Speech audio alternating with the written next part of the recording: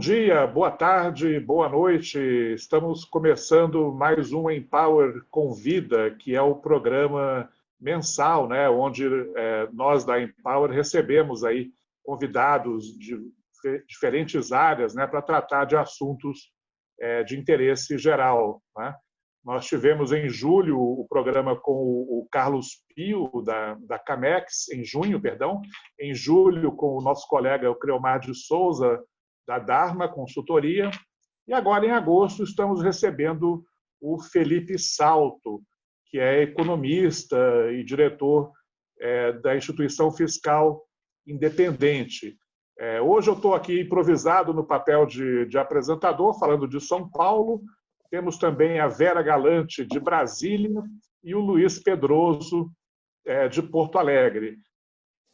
Bom dia, boa tarde a todos. Felipe, muito obrigado aí por ter aceitado o nosso convite. Eu queria, Felipe, se você me permite, te pedir primeiro para falar sobre a Instituição Fiscal Independente, né? Qual que é o papel dela aí especificamente dentro do debate da questão fiscal? Bom dia, boa tarde, boa noite a todos, como disse o Rogério, né, dependendo da hora que vocês estiverem nos assistindo nesse vídeo. Em primeiro lugar, quero cumprimentar a Vera, o Rogério e o Luiz. O Rogério foi um colega muito bacana lá na Tendências Consultoria. Eu já trabalhava com as questões fiscais e ele na área política, né, de análise política. E quero agradecer por esse convite e pela possibilidade aqui de discutir um pouco com vocês que a gente tem estudado lá na instituição. A IFE, a Instituição Fiscal Independente, é um órgão vinculado ao Senado Federal, mas por que independente, né? Porque todos os membros do Conselho Diretor, tanto eu como diretor executivo, quanto o Josué Pellegrini, quanto o Daniel Cury, nós temos mandato fixo. É um mandato fixo definido em lei, resolução do Senado número 42, né, de 2016, para cumprir 4 objetivos desse mandato. O primeiro é acompanhar as chamadas metas fiscais. Por exemplo, o teto de gastos, que está aí sendo muito discutido agora na imprensa e tal. A segunda função é calcular e projetar as variáveis macroeconômicas. Então, traçar cenários para o PIB, para a inflação, para a taxa de juros, IPCA, etc, etc. O terceiro objetivo é calcular o impacto de eventos que tenham efeito fiscal relevante. Por exemplo, reforma da Previdência no ano passado. Nós divulgamos uma série de estudos, projeções, para subsidiar também o poder legislativo e para estabelecer um contraponto com o executivo. E o quarto objetivo, que é traçar cenários para as variáveis fiscais, principalmente a dívida pública. É a primeira vez que aparece numa legislação de contas públicas, principalmente, no arcabouço jurídico e legal, essa palavra longo prazo, né? Projetar as variáveis fiscais com vistas ao equilíbrio de longo prazo. Então, esses 4 objetivos, eles podem prover transparência para as contas públicas. Claro que já existe o Tribunal de Contas da União, mas o tribunal é uma corte, né? Uma corte de contas que julga as contas, que tem poder de sanção judicante. As instituições fiscais independentes, elas são mais leves, elas podem agir de maneira contemporânea aos fatos, né? E tem essa liberdade para poder apontar o dedo para coisas erradas que estejam acontecendo. Hoje, no mundo, tem 40 países que têm instituições como essa. A mais conhecida é nos Estados Unidos, o Congressional Budget Office, CBO na sigla em inglês. O Reino Unido também tem uma instituição muito conhecida, que é o Office for Budget Responsibility, OBR, ou OBR na sigla em inglês. E a OCDE mantém uma rede, né, dessas 40 IFES, dos países membros da OCDE, e o Brasil, nós fomos convidados a participar também. Então, quem tiver interesse em conhecer um pouco mais das IFES, entrando no site da OCDE, basta digitar no Google OECD, né, para a sigla em inglês, IFI, já vai te levar para o link da rede que a OCDE mantém com informações sobre essas instituições fiscais independentes.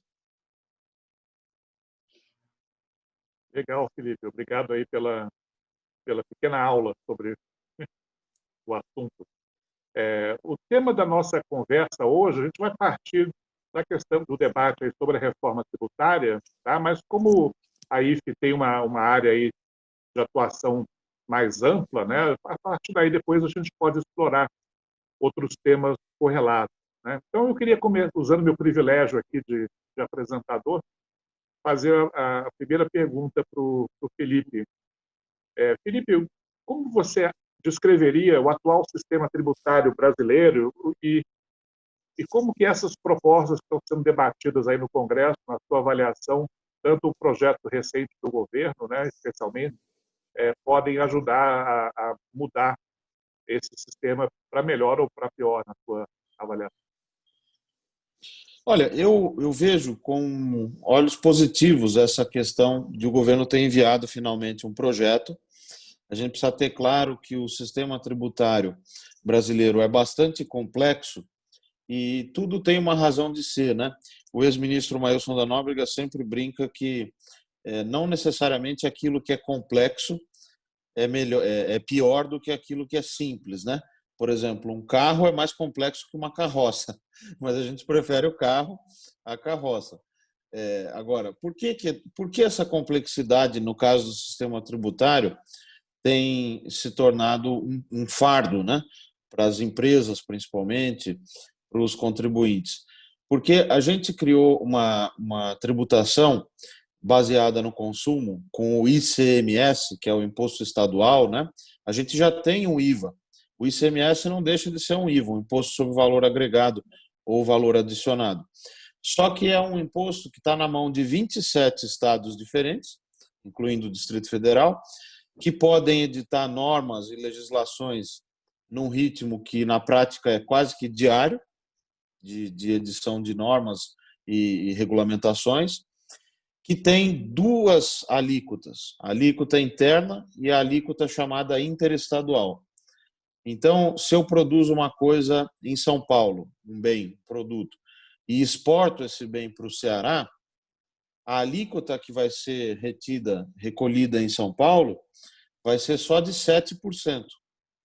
Lá no Ceará, quando esse produto chega lá, vai recolher a alíquota interna, vamos supor que seja de 18%, menos aquilo que recolheu em São Paulo, de 7%, então dá 11%, né? E ainda o Ceará fica com essa gordura de 11% que ele pode dar o que a gente chama de incentivo tributário. Quando acontece o caminho inverso, das regiões mais pobres para as regiões mais ricas, a alíquota na origem é de 12% e no destino você vai arrecadar só a diferença. Esse quadro ele foi montado não à toa. A ideia das alíquotas interestaduais é que se promovesse uma redistribuição de receitas, porque a gente sabe que o nosso federalismo é fundamentado numa diferença fundamental de renda, né? Numa diferença básica de renda. A gente não tem grandes disparidades de raça, de língua, de outras coisas que pudessem explicar esse nosso federalismo. Mas a disparidade de renda e riqueza, essa sim, me parece ser uma das bases aí para explicar o nosso sistema federativo. Então, como resolver isso? Como melhorar essa distribuição de receitas entre os entes, entre os estados, entre as diferentes regiões? Aí teve-se essa ideia, então, de criar a alíquota interestadual para fazer essa redistribuição. Só que, na prática, isso não se observa, porque os estados eles reagem aos incentivos.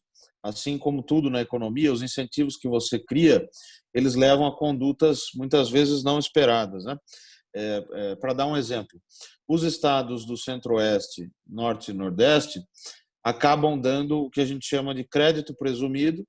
Por exemplo, por que uma fábrica de sapatos ou de sandálias famosa que a gente conhece fica lá no Ceará e não fica em São Paulo? Apesar de São Paulo ter melhores condições econômicas, etc, etc. Porque o Ceará dá um incentivo tributário para que ela se estabeleça lá, com base nessa alíquota grandona que ele tem direito. Aí São Paulo perde isso. Como é que São Paulo reage?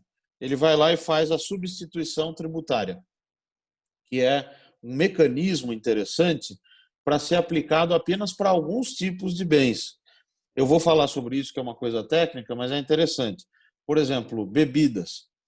Bebidas são produzidas, bebidas alcoólicas, por pouquíssimos produtores, certo? Então, são vendidas, por outro lado, em qualquer bar da esquina, boteco. Então, é muito difícil você tributar esses pequenos estabelecimentos. É muito mais fácil você tributar na saída da fábrica, porque são 3 ou 4, ou 2 ou 3 produtores grandes. Então, cria-se a figura do substituto tributário. Em vez de eu tributar o dono do bar, eu tributo na saída da fábrica. Essa era a aplicação teórica, né, em tese, para a substituição tributária. Mas, dado esse quadro de guerra fiscal, os estados mais ricos acabam aplicando essa figura do substituto tributário para quase tudo, né? Então, a gente tem lá as tabelas da ST, como é chamada, substituição tributária, se a gente for olhar no site da Secretaria da Fazenda de São Paulo, e essas margens que são calculadas para aplicar a ST. Bem, isso para exemplificar para vocês como o nosso quadro tributário é complexo, e eu só falei de um imposto, né, que é o ICMS. Ele é o nosso principal nó. Em 2012, o governo da época tentou fazer uma mudança, e naquele período a gente ainda tinha superávit fiscal, né? Tinha receita menos despesa ainda positivo, era um saldo positivo. Tentou-se fazer uma mudança no ICMS por resolução do Senado. Então, em vez de fazer uma PEC, né, que tem toda essa dificuldade de tramitação, tem que passar pelas duas casas, não pode ter nenhuma modificação, senão volta para outra casa legislativa, fazer uma resolução do Senado alterando apenas essa alíquota interestadual. Então, a ideia na época era boa, era você pegar os 7% e o 12% que eu expliquei e transformar em zero ao longo de um período. O que acontece? Os estados que são prejudicados dão um pulo dessa altura quando se propõe uma coisa dessa. Por quê? Porque eles vão perder a bala para fazer o incentivo tributário. Goiás, por exemplo, não vai poder levar a Mitsubishi para lá, porque não vai mais ter esse instrumento, como fez. Agora, e você vai ter estados que vão perder receita, então.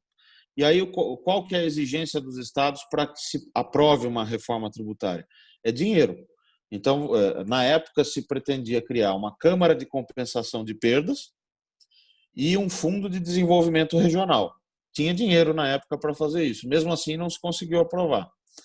O problema agora é que, por exemplo, na PEC 45, que é a proposta do Bernard Api, que, a meu ver, das três é a mais bem escrita, é aquela que, em tese, né, seria a melhor proposta, ela é sustentada lá pelo deputado Baleia Rossi e é relatada pelo deputado Aguinaldo Ribeiro, né, na Câmara. Tem também a PEC 110, que é cujo primeiro signatário, PEC não tem autor, né, ela tem os signatários. O primeiro signatário é o presidente do Senado, Davi Alcolumbre. Também é bem formulada essa proposta, tem por trás o ex-deputado Luiz Carlos Rauli, né, com quem a gente tem conversado bastante também, e agora essa proposta que o Rogério mencionou, que é um projeto de lei do Poder Executivo. As três estão em tramitação. Mas na PEC 45, o que se propõe lá? Tem mecanismos de compensação de perdas ao longo do tempo, para você ir dentro da própria lógica do IBS, né, o Imposto de Bens e Serviços, você vai compensando aqueles estados que vão perdendo e retirando daqueles estados que ficariam com uma receita acima do que eles receberiam na ausência do IBS. A diferença para a proposta do governo é que o governo está esquecendo essa questão do ICMS e do ISS, que é municipal, né?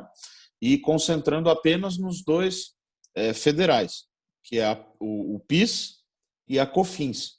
Então, o governo quer unificar o PIS e a COFINS como um primeiro passo, que eu acho positivo. Não tem o mesmo impacto, obviamente, de você mexer no ICMS. Se você perguntar para as empresas, que tem que ficar lidando com toda essa burocracia do ICMS todo dia, elas vão dizer que, obviamente, o ICMS é o principal nó.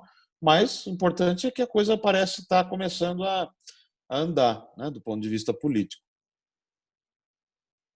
otimista, então, em relação à perspectiva de algo ser aprovado aí, não sei se esse ano ainda, mas ano que vem, que não é ano eleitoral. Rogério, eu acho que o presidente Rodrigo Maia, se a gente for olhar em perspectiva, ele tem tido um papel muito relevante nessa agenda econômica e fiscal, né?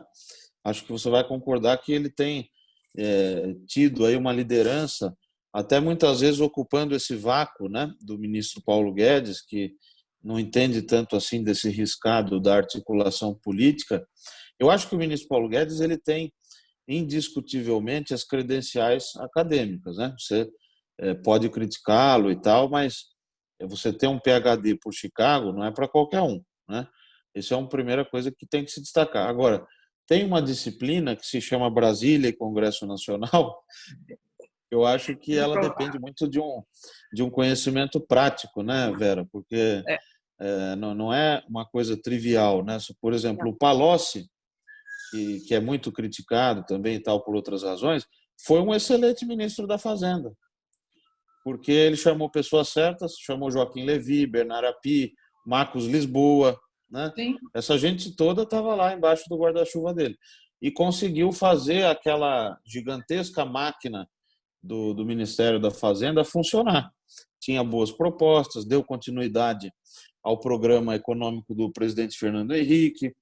Agora, hoje, o que a gente tem? Tem um ministro bem formado, mas que está se atrapalhando muito, né, nessa questão política. Claro. Eu acho que o Palocci tinha, acima de tudo isso, um ótimo trânsito no Congresso, que acho que facilitou a vida dele e de todo mundo. O que o Paulo Guedes, falta para o Paulo Guedes. Desculpa. Com certeza. Né? Agora, você vê também um outro perfil, por exemplo, o ministro Malan, ministro Serra, né? Aí a habilidade política estava no presidente, né? No presidente Fernando Henrique. É interessante o livro dele, A Arte da Política, que ele relata quanto tempo ele gastava para receber cada deputado, cada líder, para conversar, para dialogar, para negociar. Então, política é isso, né? Quer dizer, você não pode abdicar disso, de defender os seus projetos. Por exemplo, a lei de responsabilidade fiscal, eu acho incrível que a gente tenha conseguido aprovar uma lei como a LRF. A lei de responsabilidade fiscal foi inspirada em países super avançados, né? A Teresa Terminacian, que era do FMI na época, ajudou na redação junto com o Zé Roberto Afonso, né? Que é o maior especialista em contas públicas do país. Então, a gente aprovou uma lei moderna, que completou 20 anos agora. Inclusive, essa lei é que foi a base para o decreto de calamidade, agora em plena crise da Covid-19, e o presidente tinha menos de 13% de popularidade, salvo engano. E como que conseguiu fazer isso? Porque tinha projeto e tinha articulação. Então, quando você tem um norte e mostra que o projeto é bem feito e pode gerar dividendos importantes, a coisa caminha. A mesma coisa que deveria acontecer agora com a reforma administrativa, que ainda não tem nem projeto, mas que, a meu ver, é uma prioridade, até mais do que a tributária. Porque o Rogério perguntou se eu estou otimista, mas aí eu vou falar um ponto que eu acho preocupante no âmbito da reforma tributária. Nesse contexto de crise, a sanha por aumentar tributo já começou. Então, essa dimensão do aumento da arrecadação, ela já começa a estar mais presente nas discussões da reforma tributária. Você vê que uma agenda que era só da esquerda, por exemplo, que é essa de tributar lucros e dividendos, tributar herança, tributar isso e aquilo, já passou a estar sendo mais discutida em outros fóruns, né? Já se começa a admitir aí algum aumento de carga tributária, ainda que temporário, e aí você vai misturar isso com a discussão do IBS ou da CBS e pode não ser uma coisa tão simples de coordenar. Nós estamos já em agosto, setembro, né, quase. As eleições municipais, eu acho que ficaram prejudicadas com essa coisa da Covid toda, né, a campanha e tudo, mas elas vão tomar algum espaço da agenda política, né? Então, vai sobrar muito pouco tempo para você apreciar projetos mais complexos. E agora tem ainda a questão do teto de gastos, que o governo também está enrolado. O prazo para enviar o orçamento vale lembrar para quem está nos assistindo que o prazo é 31 de agosto, né? E quem tem a iniciativa do orçamento no Brasil é o Executivo. E o que vai vir nesse orçamento em termos de projeção de gastos e tal, há uma expectativa muito grande porque, por exemplo, na IFE, pelas contas nossas na IFE, a gente tem visto que o risco de romper o teto no ano que vem é muito alto. E aí a gente tem visto aí nos jornais todo dia, praticamente, alguma discussão sobre o que fazer diante disso. Se os gatilhos do teto vão ser acionados, se vai haver alguma modificação legislativa. Então, isso também ocupa tempo, espaço e recursos políticos, né? Eu acho que a Vera tem uma pergunta engatilhada aí também, já não tem, Vera? Sobre essa parte.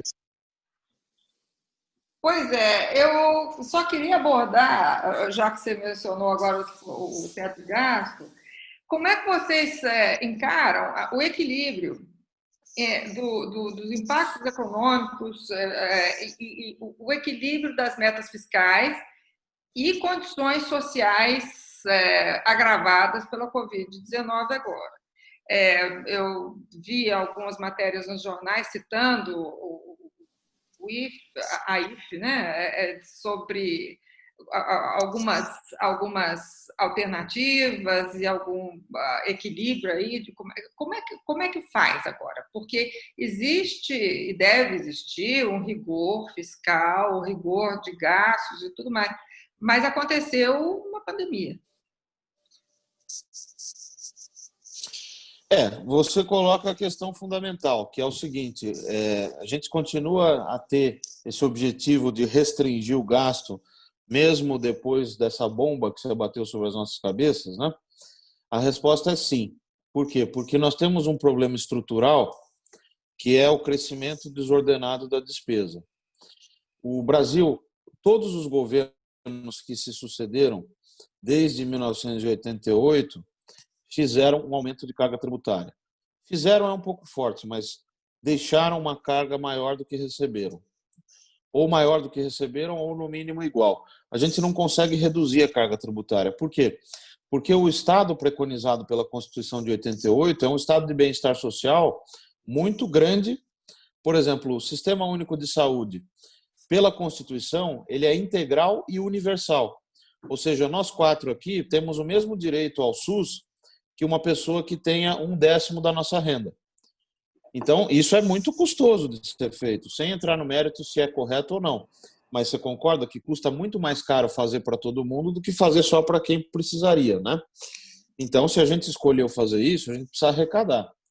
Agora, arrecadar ou fazer dívida. Essas duas fontes de financiamento, que é a arrecadação e dívida, nós já estamos batendo num certo limite, né?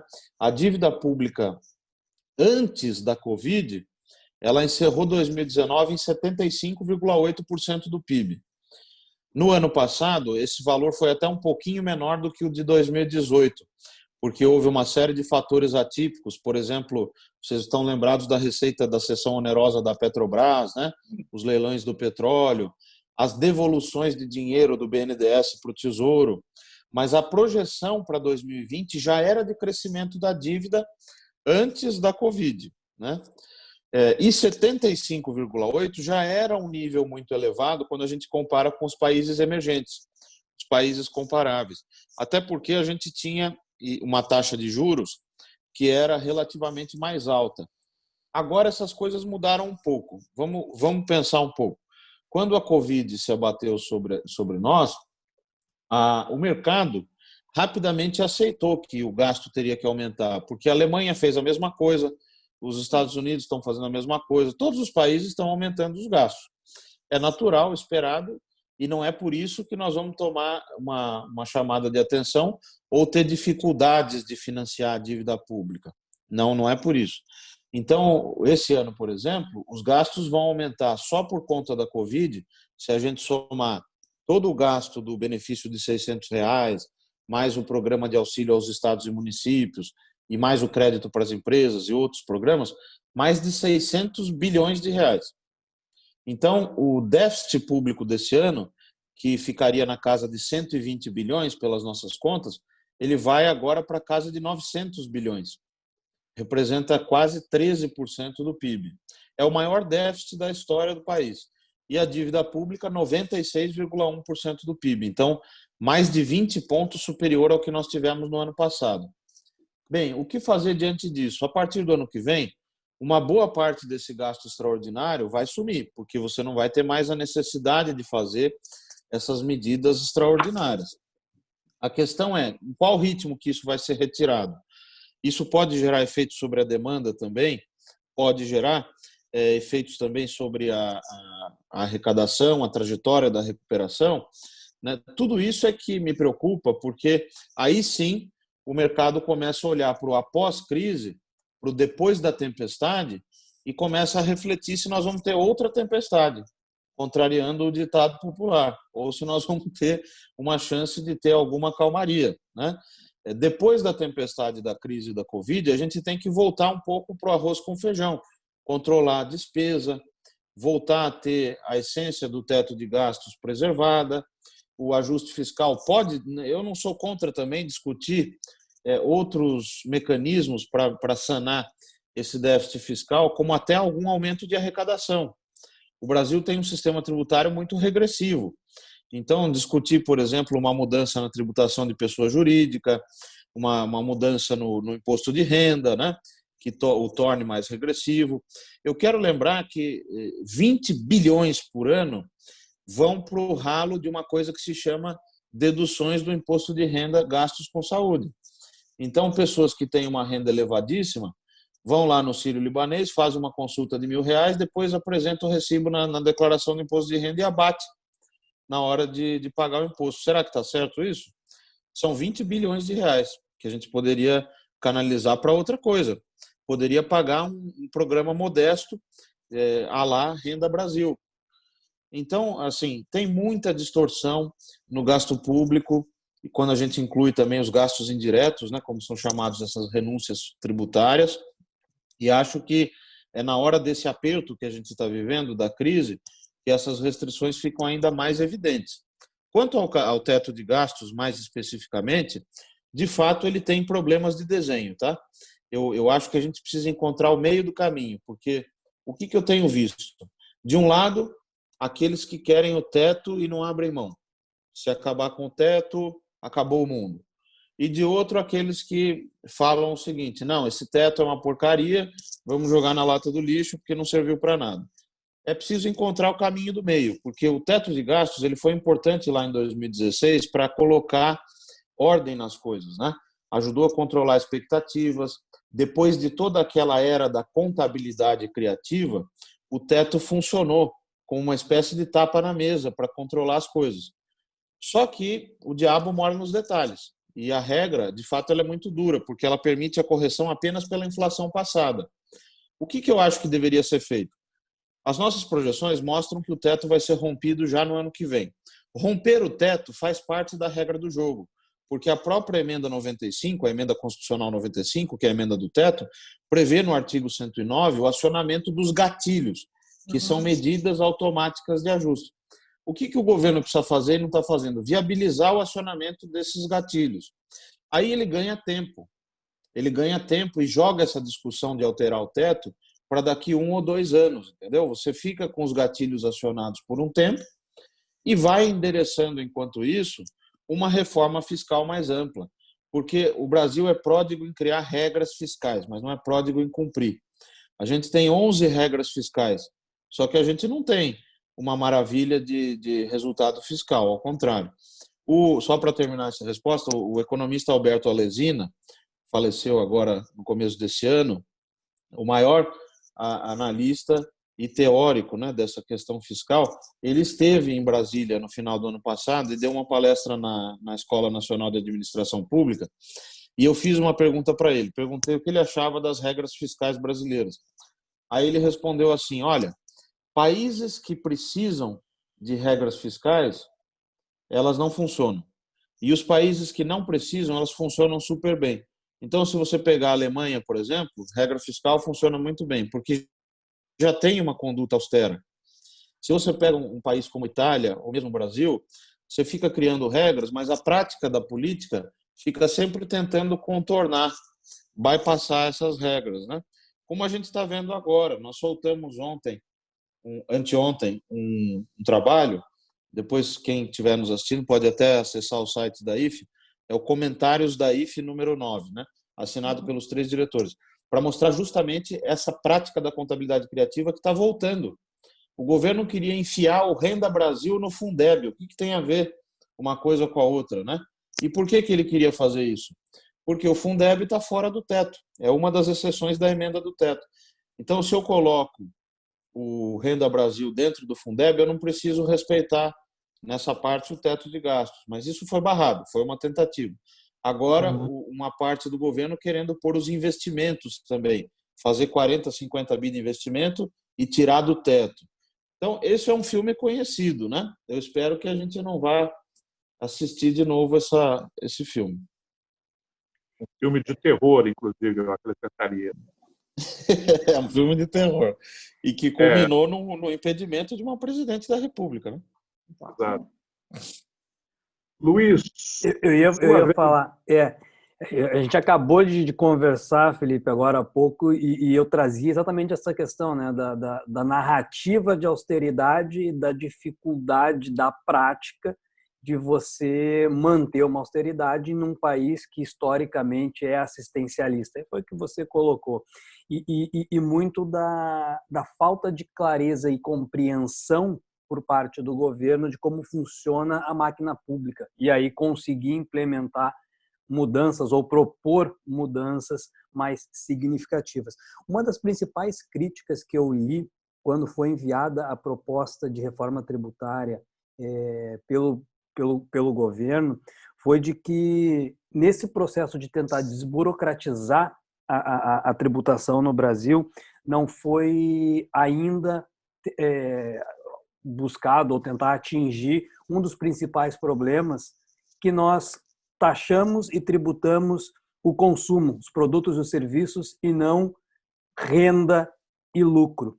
Será que aí está uma das dificuldades que o Brasil passa também? Ou essas críticas não se fazem tão presentes ou corretas? Não, essa é uma crítica correta, porque a tributação indireta ela é super regressiva, né? Se você compra uma garrafa de água e tem uma renda de 50 mil reais, você vai pagar o mesmo imposto que é uma pessoa que comprar essa mesma garrafa de água e que tem uma renda de R$1.000. Esse é o ponto importante a destacar. A tributação sobre o consumo, ela tem as vantagens de arrecadação, muitas vezes, mas ela tem sim essa questão de dificuldade de gerar essa regressividade, como a gente diz, né? Não tem uma gradação, uma diferenciação entre quem ganha mais e quem ganha menos. Você, para corrigir isso, tem que aumentar o peso da tributação da renda, do patrimônio. Então, é nesse contexto que as discussões que estavam muito concentradas em alguns grupos, né, de aumentar a tributação sobre a renda, sobre herança, né? A gente já tem tributação sobre herança nos impostos estaduais, mas aumentar isso, né? Permitir uma tributação maior sobre herança e aumentar a tabela do imposto de renda, colocar mais alíquotas, né? 27,5% e outras alíquotas para cima, para que a gente possa ter um sistema menos regressivo. O que ameniza essa regressividade é que a gente tem também um sistema de transferências sociais e de subsídios, que é um sistema relevante, mas não resolve todo o problema, né? Por exemplo, o subsídio na tarifa do ônibus, o subsídio na conta de energia, mas isso não resolve todo o problema, está longe de resolver. É muito complicado discutir isso, porque sempre alguém vai perder, né? Sempre, se você tem, por exemplo, a preocupação em tributar instrumentos do mercado financeiro, LCI e LCA, né? Letras de crédito imobiliários, letras de crédito agrícola. Se você abrir uma conta numa corretora e comprar uma LCI, colocar o seu dinheiro lá numa LCI, mesmo que seja pouco, você não vai ser tributado. Tem uma isenção para esses instrumentos. Será que faz sentido, né, manter essas isenções? Então, assim, esse é o tipo de discussão que precisa ser feito, que não está sendo feito. Acho que nós avançamos muito na ideia de que precisa ter um número menor de impostos e de que a tributação indireta é ruim. Aí veio a proposta do IBS, agora da CBS, mas essa questão da tributação da renda, da regressividade, etc., nós ainda estamos, de certa forma, engatinhando, né? Felipe, deixa eu te perguntar sobre essa ideia, esse projeto do governo, né, que por enquanto é um balão de ensaio ainda, sobre a criação desse imposto sobre transações digitais, né? Que no Congresso já foi batizado como a nova CPMF, né? O que você acha? Esse seria uma boa maneira de endereçar essas distorções que você mencionou? Como que você vê essa possibilidade? Olha, eu sou contra. Esse imposto ele representa, de novo, uma coisa que a gente já teve no passado, que é a CPMF, ainda que venha com outro nome, imposto sobre transações eletrônicas. Se você fizer isso só sobre o volume, vamos imaginar plataformas como Netflix, Amazon, né? Amazon Prime, essas coisas, isso não vai dar um volume de arrecadação suficiente. A ideia, no fundo, é uma volta da CPMF, o que é muito negativo. Nenhum país no mundo tem imposto como esse, né, que é o chamado cash flow tax, porque ele é super regressivo. Se uma pessoa remediada ou pobre vai fazer uma transferência para a família dela, ela vai pagar a mesma alíquota que um cara super rico vai pagar ao fazer uma TED ou um DOC. Então, muito ruim. Acho que esse é um caminho péssimo. O Paulo Guedes vem insistindo nisso porque ele tem na desoneração horizontal da folha um grande objetivo. Eu até acho que ele tem razão em querer reduzir essa cunha fiscal dentro dessa lógica de onerar menos a contratação do trabalho, né?